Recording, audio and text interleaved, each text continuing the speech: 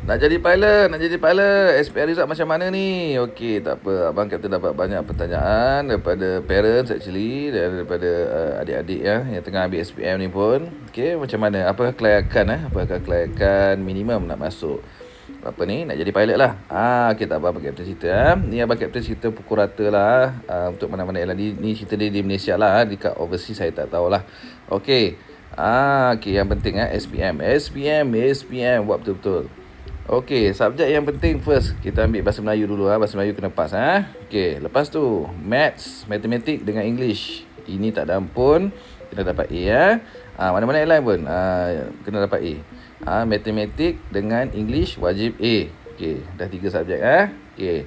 Subjek General Science atau Fizik. Okey, Fizik boleh dapat B, tapi General Science kena A. Okey, kena A. So, berapa dah tu?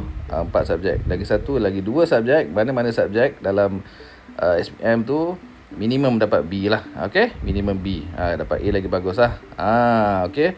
So, ini 5 syarat subjek 5 atau 6 yang wajib pass dapat A atau B. Untuk masuk ke kursus penerbangan lah. Okey, saya ulang lagi sekali Bahasa Melayu kena pass, English dengan Maths, English dengan Matematik kena dapat A wajib, and then subjek Fizik B ataupun General Science A, and lagi satu ni 2 subjek, mana-mana 2 subjek kena dapat minimum B. Okey, kalau katalah SPM terkoyak ke terplan out sikit, okey, tak apa, boleh buat diploma atau degree. Untuk diploma atau degree tu mesti berkait dengan engineering ataupun sains. Tapi result SPM korang kena ada 5 subjek 5 subjek termasuk English, Science, Math wajib 3 ni minimum B. Okey. Jadi antara salah satu ni lah, sebab ada result SPM tadi cantik 5 atau 6 subjek tadi yang saya bagi tahu tadi, ataupun kena ada degree atau diploma berkait dengan bidang engineering ataupun sains, termasuk result SPM tu minimum 5 subjek termasuk English, Math, Science, dan 2 mana-mana subjek lain kena minimum B. Okey. Itu yang yang airline tengok lah dan syarat yang yang ada dalam CEAM punya regulation. Okey. Betul, ramai lah yang tanya kan flight school mana nak pergi. Dia ada macam ni option dia. Nombor 1, kita boleh terus masuk apply jadi cadet pilot. Cadet pilot program dengan Asia ataupun dengan Malaysia Airlines. Okay, yang saya tahu dekat Malaysia ada 2 ni je lah. Okey, masuk cadet program ni jadinya basically orang kata job tu sedikit secure dah lah. Dah agak secure dah, maknanya kita dah ada cadet, maknanya Asia ataupun MS dah buat saringan dah buat interview apa semua, maknanya korang memang dah layak jadi pilot lah. Basically just nak habiskan training course je lah. Training course kena bayar lah, of course kena bayar kan. Course terbaru yang saya tahu adalah RM540,000.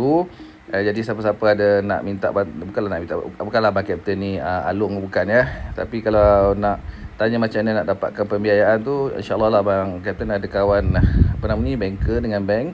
Jadi kita boleh, Abang Kapten boleh salurkan lah, linkkan dengan kawan Abang Kapten ni, mungkin dia boleh tolong lah untuk mendapatkan loan tersebut lah. Okey, yang terbaru yang saya tahu, kalau Asia lebih kurang RM540,000, training di DCAE dipanggil DCAE Sepang lah, dan mungkin akan dihantar sekejap ke US ataupun Australia dan kembali ke CAE. Kalau Malaysia Airlines pun lebih kurang tu lah.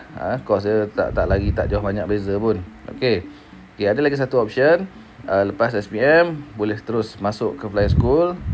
Tak silap saya ada 5 establish yang flying school yang diiktiraf oleh CEAM. Macam ni lah, kalau nak pergi mana-mana flying school ni, cuba cek dulu website CEAM, Civil Aviation Authority Malaysia. Tengok dulu flying school yang diiktiraf lah. Saya tahu saya kadang-kadang setengah-setengah parents nak hantar pergi overseas, Australia ke pergi ke mana tempat tu ada dekat belah Europe semua kan, tak kisah, mana-mana pun boleh, tapi kena check dulu sama ada lesen yang dia orang ambil tu nanti di sana tu diiktiraf tak di CM. Kalau tak, nanti dia jadi buang masa dengan buang duit. Sebab apa, bila katalah buat macam ni, contoh di Australia, kalau tak silap saya, kalau balik ke Malaysia ni nanti kena buat, dia panggil conversion balik, sebab lesen tu lain, dia punya lesen dia tak sama macam kita pakai kan. Jadi kena check betul-betul dululah. Okey, lesen tu. Jadi flying school kalau di Malaysia ni, tak silap saya yang okey, yang diiktiraf ada 5 lah, termasuk MFA, termasuk Asian Aerospace, IATC, BATS. Okey, dah check dulu, check dekat dekat CM punya website ada. Okey.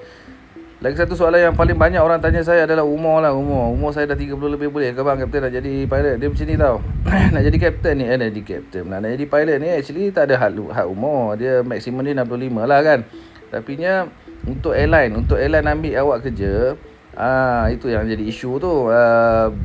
Kebanyakan airline yang saya tahu maksimum yang dia ambil 28 tahun lah. Okay, jadi kalau umur dah banyak sangat tu, boleh jadi pilot, tak ada masalah. Tapi dia just bukan jadi pilot airline lah. Jadi pilot dekat flying club, okay?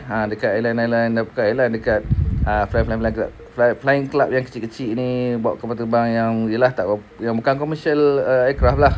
Boleh, tak ada masalah, boleh. Okay, tapi kena faham lah tu ya. Umur yang kelayakan yang biasa airline ambil maksimum is 28 lah. Tu yang saya tahulah. Okay, itulah sikit Abang Kapten Lola cerita. Mungkin di lain Abang Kapten mungkin akan prepare mungkin some simple ebook, korang boleh dapatkan.